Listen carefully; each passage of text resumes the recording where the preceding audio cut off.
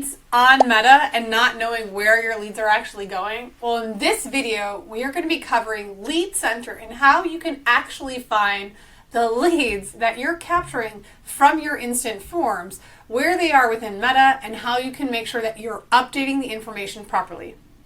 My name is Lauren Petrullo. I am the founder of Mongoose Media, and we run a lot of paid advertising and PPC.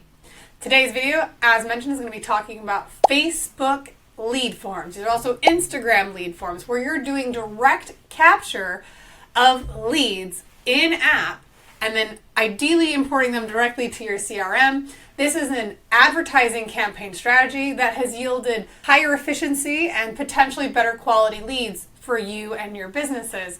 And in this video, we're going to show you exactly where you can find those leads and then what you can do inside of Lead Center so that Meta knows how to optimize for the quality leads. I know a lot of people have argued that since lead forms started many years ago, that it was a high quantity, low quality solution. As of this recording, there's now Advantage Plus leads that is coming out that provides even better audience targeting for more efficient quality lead acquisition. But right now it's one of our favorite campaign strategies, and I'm going to show you exactly how you can find where those leads live and what you can do with them so you can stop optimizing for bad quality. Because honestly, when we go into accounts, we audit them, we see that people are not optimizing for the correct thing. The delta between what Meta thinks is good and what they actually think is good continues to increase, which means the longer you're not doing this, the longer it's going to take for you to relearn against the mistakes you've sent as false positives to Meta. So I'm going to dive right into the Meta Ads platform and show you exactly where you can find those leads. All right, so where we're going to be starting from is the Meta Ads Manager platform, because this is where a lot of people start. So if you're running lead ads, what you'll see is you've got leads here. This is just the ad set level to protect showing anything else that's happening on this account. But when you know you're in an instant form of Facebook leads, you'll see the results are Facebook leads. So this is a campaign that's obviously not on, but if you're familiar with getting in Ads Manager, this is where you can start. We're going to go into all tools, and then what you're going to go from all tools is we have two things that you need mindful. Instant forms, this is just a side note of where you can go and edit those forms and see all the different ones you made, but that's actually not the main place we want to be. Where we actually want to be is Lead Center. So we've got this icon here. We're going to pop this one open. Obviously, information is going to be blurred out because this is private information, but this is where you're going to go. So you're inside of your hamburger menu. We've got all tools, and you're going to Lead Center. Depending on how frequently you use this solution, it's going to start to populate as like a favorited place for you. We are inside of Lead Center, so let me walk you through what information is available here. Here we are inside of Table View. This is my personal favorite view, honestly, because this allows us to look at all of our leads in a more efficient manner, from my opinion. But if you're someone who really likes Trello boards, you can head over and you can see everything in this view as well. What am I doing from this table view? So obviously the information is blurred out, so you don't know the dates, you don't know the names, but what we can see here are really important things. Stage. This stage is the most important aspect of Lead Center. I am guessing that Lead Center developed because Meta had purchased Customer, that's Customer with a K, as a CRM system, and they've been infusing Lead Center with their technology. This is really basic. If you don't have a CRM, it's a good solution if you're running ads, but there are way better solutions out there. We personally use DoloGale, which is on high level. That's what we use at Mongoose Media. But what we have challenges with this as a CRM, if you're used to doing more lead qualification, more notes on the different profiles and consumers you have, this is not the place where you keep your data. This is the place, though, whether you're using a different CRM or you tend to use this one as a CRM because it is a solution. It's better than a Google Sheet. The fact of the matter is that this stage element here is mission critical. What we've got as the baseline that is set up as status quo, standard for all accounts in Lead Center. This is in English. If you're watching it in another language, obviously the words will change. But what we have is the top of funnel down to the bottom of our funnel.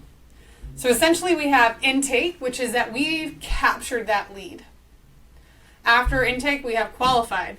What does qualified lead mean to you? is obviously dependent upon your own business model.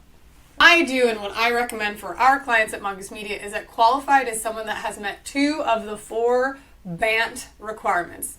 BANT, B-A-N-T, stands for budget, authority, need, and time.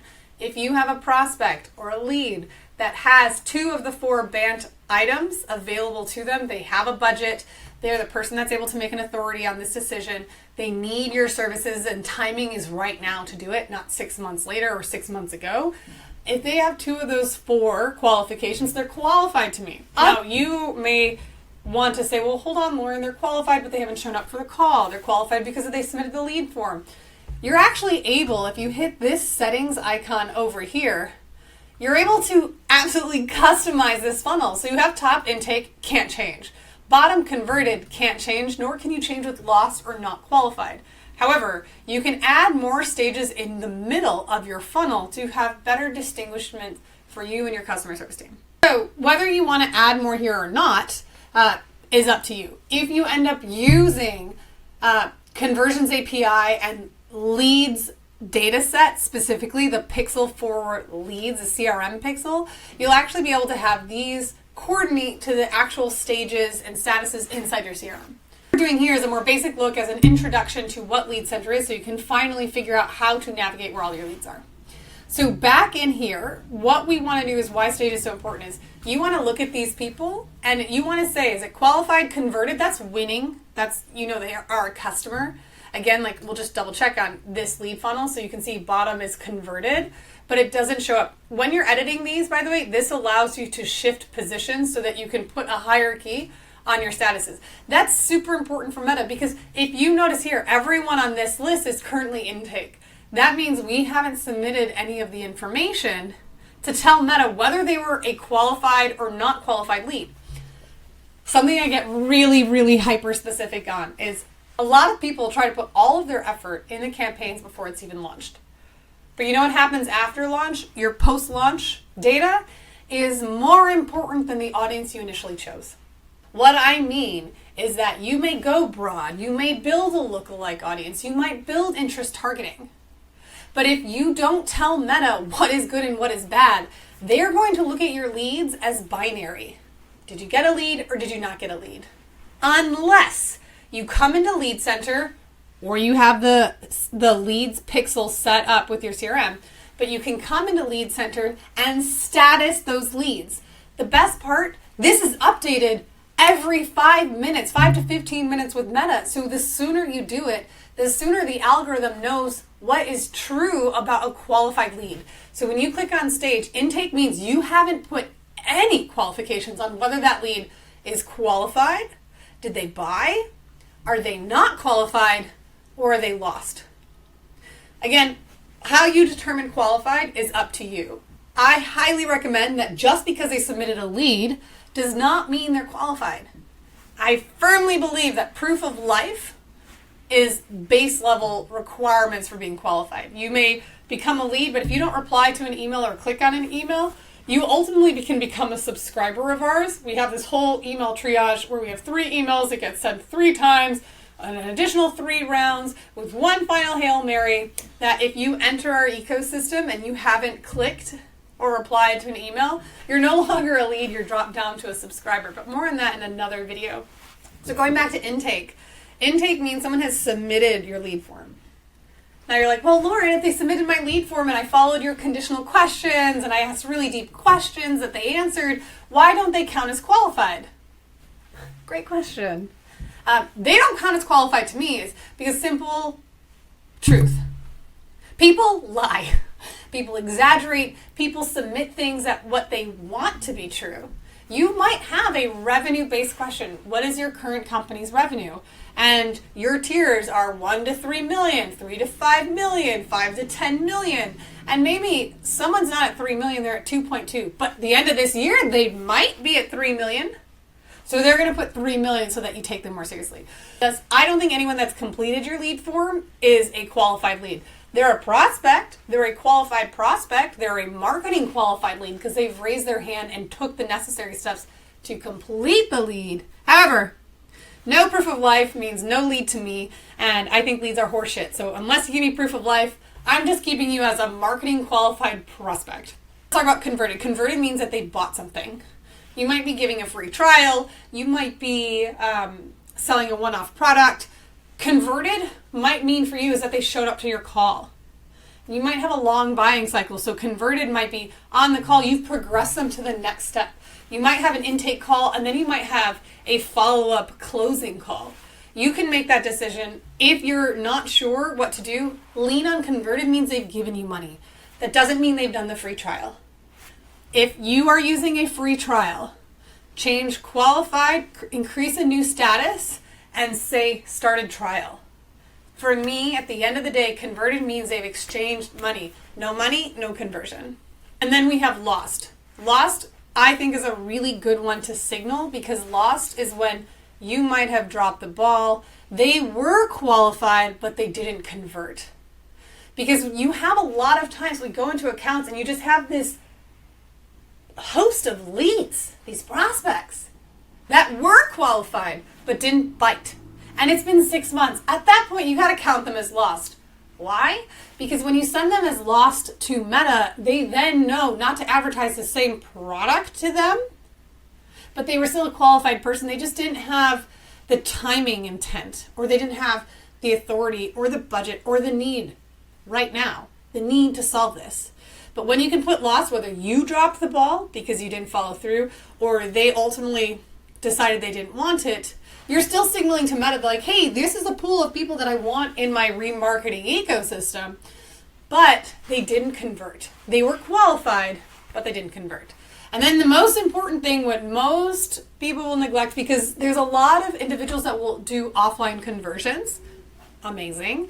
Your data sets and your conversions API is going to send conversions. So a lot of people will know add to carts, they'll know post purchases, especially if you're using an e-commerce product. All of the conversions and the dollar amounts that are attached to it, assuming you've put value-based conversion data back to Meta, is what more people are doing than not. However, what is no one really doing? Not qualified. You need to tell Meta the good and the bad. Stop just complaining to your friends, your peers, your colleagues, and your masterminds. Tell Meta. Complain to them. And the best way to complain is by telling them they're not qualified. They've got thousands of data points on all of the leads. So if you don't tell them who's not qualified, and you know what happens when Meta guesses? They guess wrong. And it's so frustrating, because if you don't tell them who's not qualified, again, that delta, the people who you wanted and the people that you wanted here, but you're getting this. But if you don't tell them they're not qualified, Meta's going to be like, oh, I'm going to keep giving you more. And you're like, why are you giving me more garbage? That delta is going so big. That's not what you want to do. It's so important that you send not just qualified data, but not qualified data. If you're investing in your leads, you need to, at minimum, send the data back to Meta. Stop assuming Meta knows what you want.